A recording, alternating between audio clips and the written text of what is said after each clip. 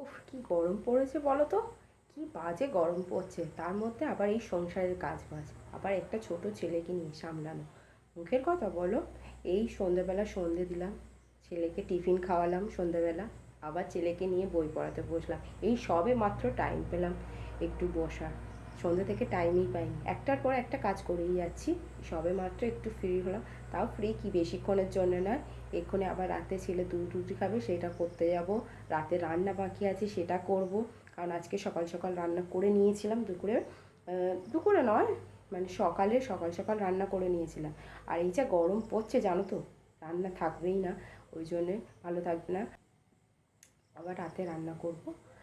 আর এখনও প্রচুর কাজ বাকি, রাতের রান্না বাকি আছে, ছেলের দুধ রুটি বাকি আছে, ছেলেকে খাওয়াবো, কত কাজ। এ দেখো, জামা প্যান্ট কেচেছিলাম, সেগুলো এখনও ভাঁজ করতে বাকি আছে, এগুলোকে ভাঁজ করতে হবে। এ দেখো, ছেলেকে আশীর্বাদ আটা রুটি খাওয়ার, চলো আটাটা মেখে নিই। ছেলে রুটি করবো, আটাটা আগে মেখে নিই। দেখো আটা মাখা হয়ে গেছে, চলো রুটিটা করে নিই। এ দেখো, রুটিটা বেলে নিচ্ছি, হয়ে গেছে। এই দেখো রুটিটা কি সুন্দর ফুলছে, দেখো। আশীর্বাদ আটা রুটি তো, আশীর্বাদ আটা রুটি এমনি মানে তাড়াতাড়ি সময় বেশি যদি টাইম নিয়ে মাখাতে পারছো না। দেখো শুকনো লঙ্কা আর পেঁয়াজ ভালো করে ভেজে নিচ্ছি, কারণ এটা আলু মাখা করব বলে। আর ভাতটা অলরেডি ফুটে গেছে, ওতে আলু দেওয়া আছে, আলুটা মাখবো ওই পেঁয়াজ আর শুকনো লঙ্কা দিয়ে, তাই ভাজছি। আর পটলটা দেখো সুন্দর করে কেটে নিয়েছি, নিয়ে কড়াটা গরম বসিয়েছি।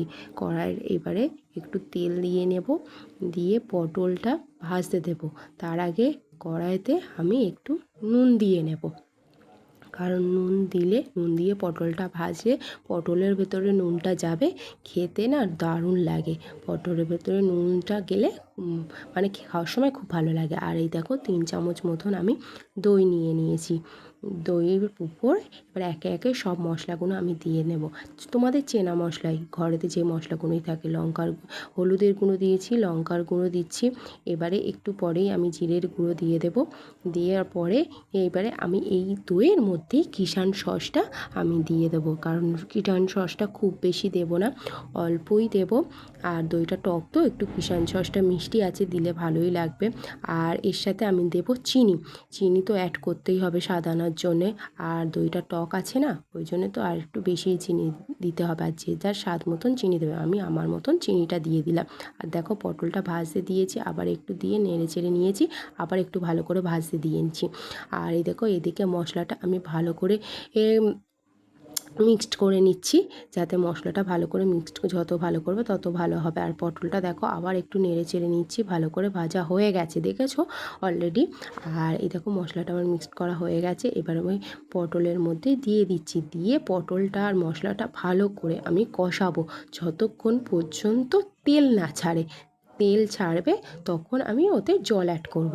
আগে ভালো তো করে কষিয়ে নিই, যত কষাবো তত টেস্ট হবে। দেখেছো তেল অলরেডি ছেড়ে দিয়েছে। এবারে এর মধ্যে আমি ওই গামলির মধ্যে যে মশলাটা মেখেছিলাম সেই পাত্রটায় একটু জল নিয়ে আমি দিয়ে দিলাম।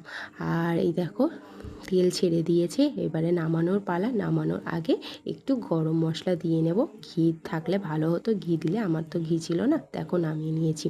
কি সুন্দর কালার হয়েছে না। আর এই যে আলু মাখা, ডিম ভাজা আর ছেলের দুধ রুটি, খেতে কিন্তু দারুণ হয়েছিল দই পটলটা। আর ভিডিওটা যদি ভালো লাগে অবশ্যই লাইক কমেন্ট শেয়ার করবে। আর আজ তবে আসি, আবার আসবো।